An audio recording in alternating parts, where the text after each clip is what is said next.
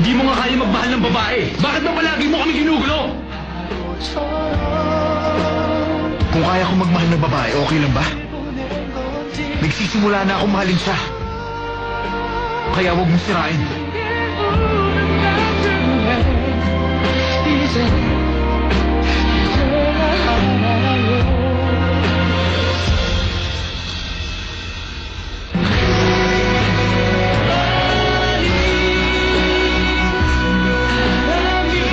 Bakit ko siya hinahadlangan kung gusto kong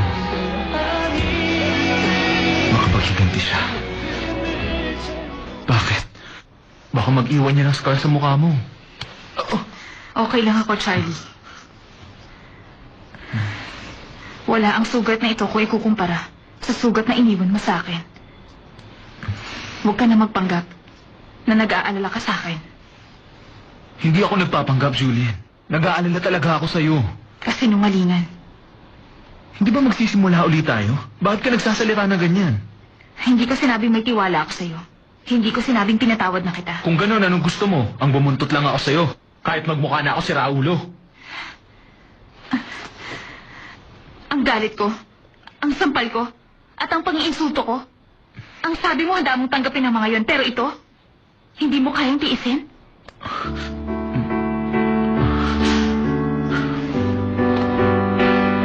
Miss, gusto ko mag-inquire tungkol sa kondisyon ni Julian Park. Kamag-anak ka ba niya? Oo. Okay naman ang CT scan niya. May natamo lang siyang mild abrasions. Hanggang dito na lang siguro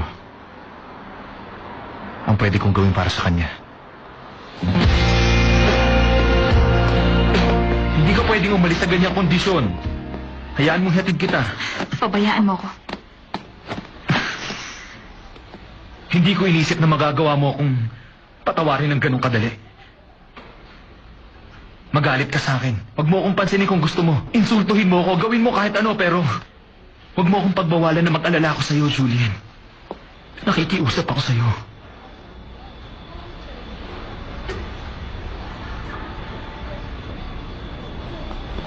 Nasaan ba ang kotse mo? Nasa labas. Hintayin mo ako. Kukunin ko lang yung car. Inom lang, Arthur. Ngayon lang ako nagkaroon ng isang drinking buddy, kaya I don't mind paying for our drinks. Talaga? Thank you. Cheers. Sandali. Bakit parang hindi kayo hata umiinom, Miss Lizzie? Umiinom ako. Alam ko. Bottoms up. Arthur, may gusto sana akong itanong sa'yo. Sige, ano yun? Okay, single pa ako. Hindi yun. Nako, joke lang. Gusto ko lang malaman kung may girlfriend na si Gino. Sandali, matanong nga kita. Interesado ko ba kay Gino, Miss Lizzie? May masama ba ron? Naku, wala no. Pwede kayo magkaroon ng feelings sa Gino. Ang problema lang kasi, mukhang hindi interesado ang boss mo sa babae. Ay, sinong lalaki ang hindi interesado sa babae? Wala, ha?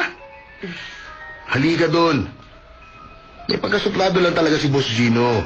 Pero totoong lalaki yun, ha? Talaga? Pero bakit na naman inamin sa harapan ni Charlie na he's gay? Dahil sa trabaho yun. Sa totoo lang, he's being misunderstood. Arthur, ibig mo bang sabihin Gino John is capable of loving a woman? Oo naman. Ang boss ko, na si Gino John ay walang kaduda-duda at 100% na lalaki yun. Kaya ko yung patunayan. Uminom ka pa? Marami pa tayong pag-uusapan. Malapit na tayo sa isang stopover, Julian.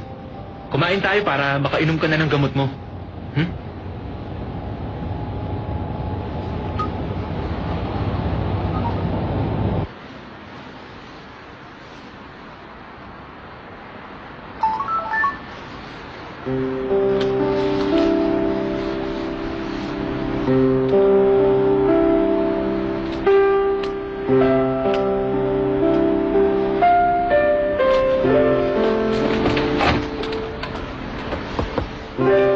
Ano po, sir?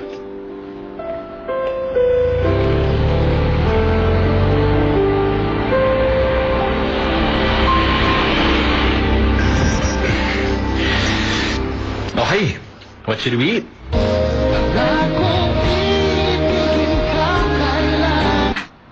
Ay, malulungkot ka kung mag-isa ka lang sa loob ng bahay. Aalis ako pag tulog ka na. Tara. Ay, hindi pwede. Charlie, hindi madaling ibalik sa dating na walang tiwala. Kaya, hindi ka basta pwedeng pumasok sa loob ng bahay, tulad ng dati. Sabi ko naman, aalis ako pag tulog ka na. Isa pa, kailangan ba talaga natin bumalik sa simula? Siyempre, no? Gusto mo na maging tayo ulit, hindi ba? Payag ako. Ikaw ang masusunod, Julian. Nakakaintriga ka talaga. Hindi ko alam kung paano ka nagbago sa loob ng maiksing panahon. Ikaw ang dahilan, Charlie. Noon kasi, hindi ko naramdaman na mahal ko ang sarili ko. Pero ngayon, sinabi ko na bago ang iba. Dapat mahalin ko muna ang sarili ko at magbagong lahat. Good night, Charlie. Magbabago rin ako. Hanggang sa oras na ito, wala akong ibang binahal kundi ang sarili ko. Pero ngayon, ikaw na lang ang mamahalin ko nang higit pa sa buhay ko. Julian! Oh, ikaw? Ah, good evening, Sharon. Bakit ka lang dito? Ang kapal ng mukha mo? Ano? Paalis na ako, Sharon. Next time na lang, mag-dinner tayo para maayos natin ang problema. Tigilan mo ko. Ikaw ang problema. Paalisin mo na siya. Sige na. Alis na. Tara na. Good night, Julian. Good night, Sharon.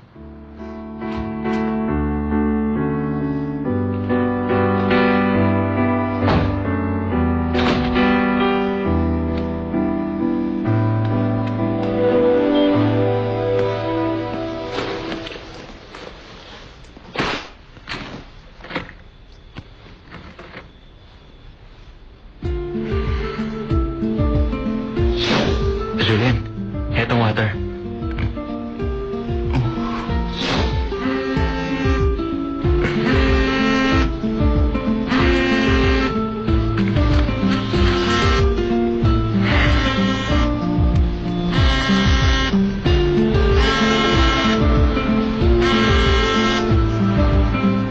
Hello? Gino naman, bakit hindi ko makontakt ang phone mo? Ano mo sasabihin mo? Magsasorry lang ako sa nangyari kanina. Naaksidente kasi ako. Nakakaloka, Gino. Akalain mo naipit ako ng malalaking kahoy. At dahil doon nahimatay ako. Tapos? Hindi ako ganong nasaktan. Konti lang. Mabuti naman. Teka, Gino. Meron ka bang problema? Bakit ang tipid mong magsalita ngayon?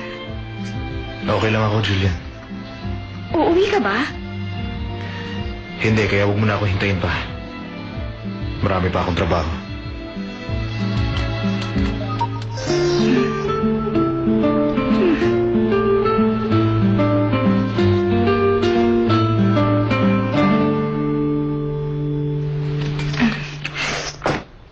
O, anong sabi?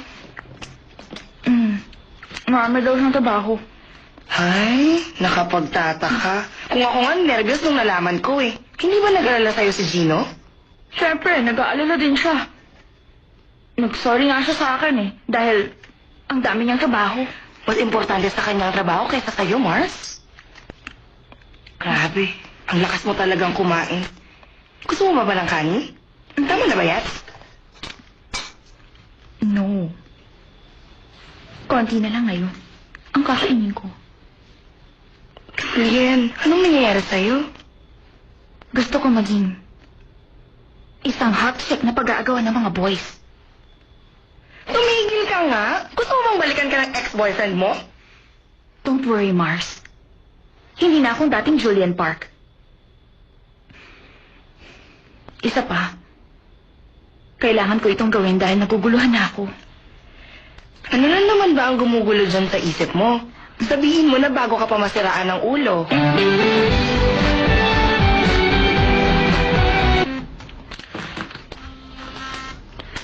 Hello?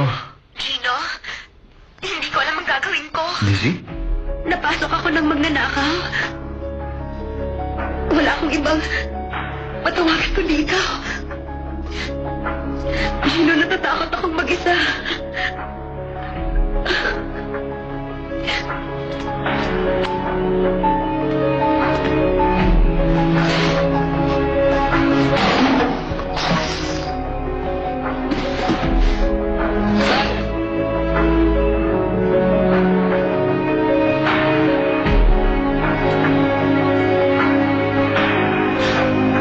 Kaya pala takot na takot ka.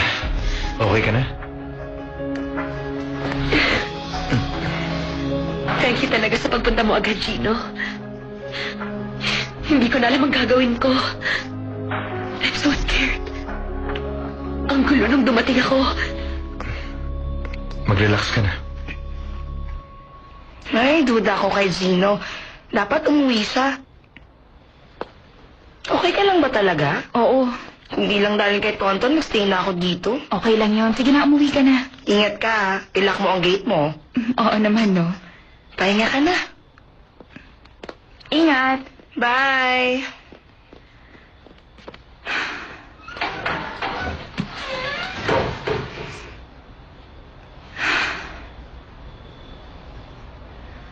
Alam kong busy siya sa trabaho. Pero sana pumunta man lang siya. At nangumusta. Ang labo niya talaga.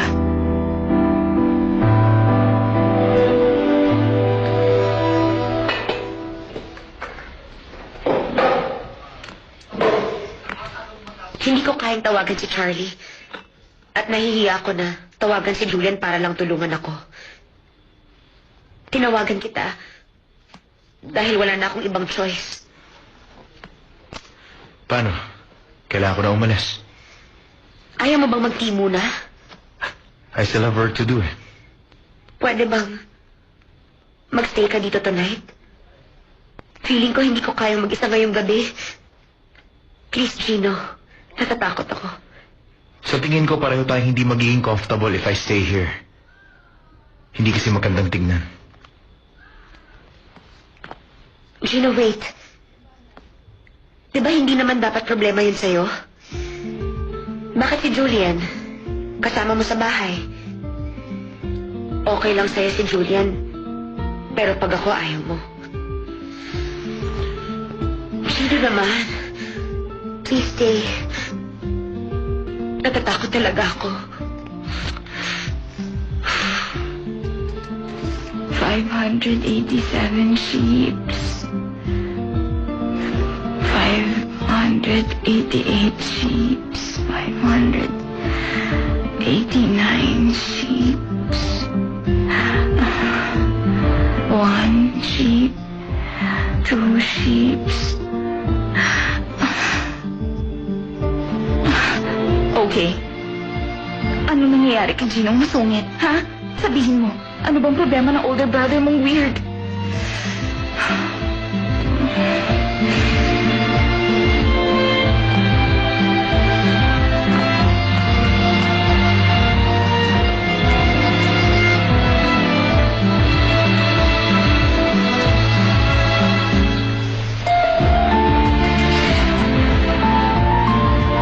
Make yourself at home.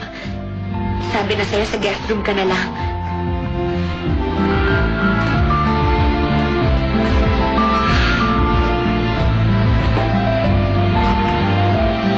Hindi ka komportable sa akin, Gino. I can take that as a sign na attracted ka rin sa akin. Aalis na ako. Hindi ba? Sasamahan mo ko ngayong gabi, Gino?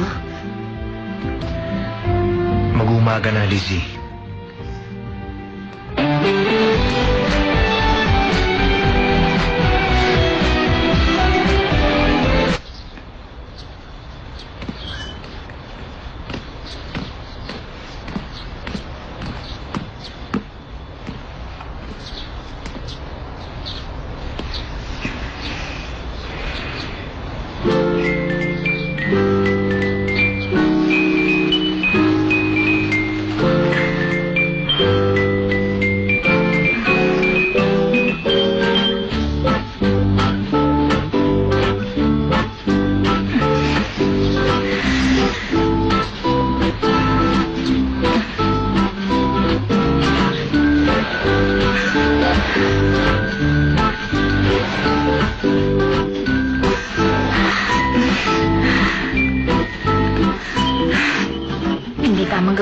ng babae.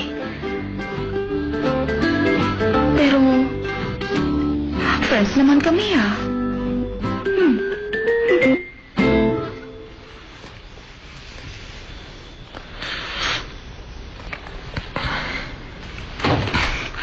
Hi, sorry Sorry talaga, ha? Bakit? Late ka ba dahil pinasok mo ang isang saradong supermarket? Hindi, bigla kasi pumunta dito si Lizzie kagabi. Niyaya niya ako lumabas at naginuman kami. Ginawa akong trabaho bilang director. Nagpunta siya? Akala ko suplada siya. Pero napaka-down to earth na pala. Ang galing niya pang gumawa ng soju bombs.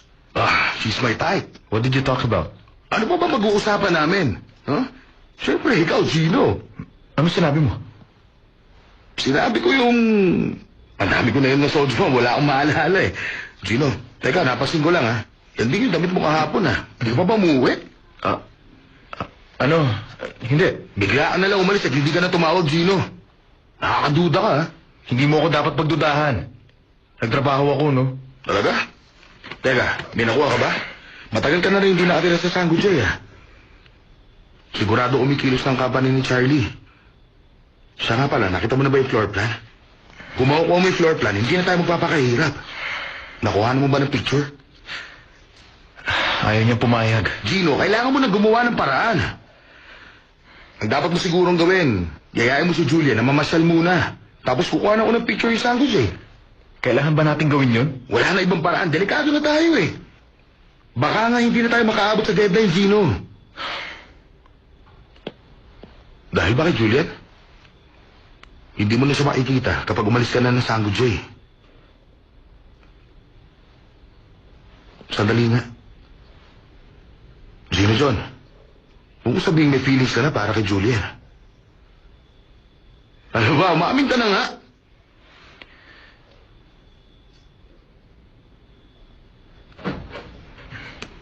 May bisita ka. Oh, Juliet! Good morning. Teka nga, bakit ang aga mo yata pumunta dito?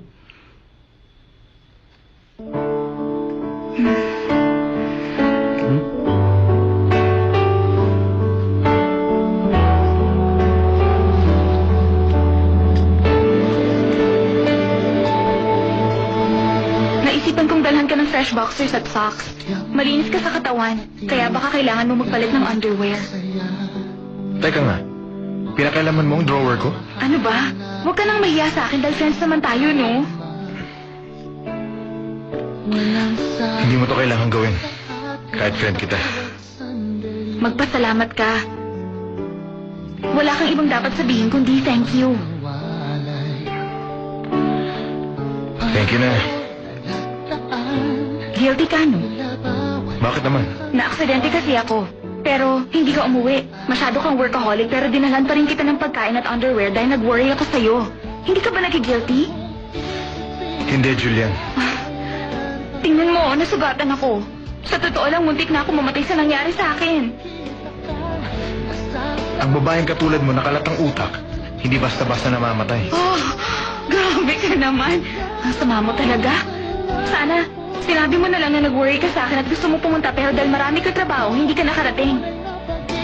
Ba't gusto mo mag-worry ako sa'yo? Ang sabi mo sa akin, makaganti kay Charlie ang priority mo ngayon, hindi ba?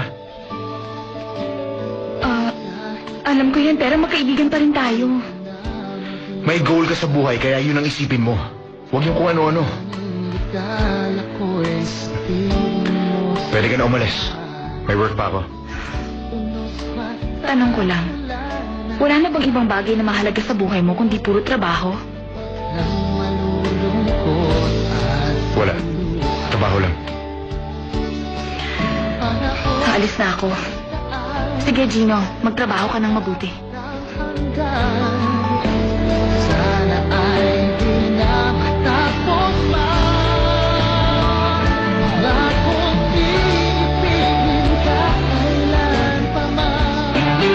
Hindi ka ba marunong mapagod? Hindi ka masyadong nakatulog sa condo last night? Charlie? Ngayon ko lang naisip, hindi man lang pala kita nabigyan ng flowers noon. Congratulations, Julian. I wish both of you good luck. Let's get out of here, Gino. Para mapag-isa sila. Gusto kong maging parte ng buhay mo sa lahat ng oras. Hindi yun mangyayari. Maling taong pinili mo, Lizzie. Alam mo kung gaano kahalaga sa atin ang buong project? Pero tama bang manakit para lang sa isang proyekto? Sa ginagawa natin, buhay ni Julian ang sinisira ko. Ganyan ka ba talaga kaseryoso sa kanya? Nakita mo na ba si Arthur? Nag-away na naman ba kayo?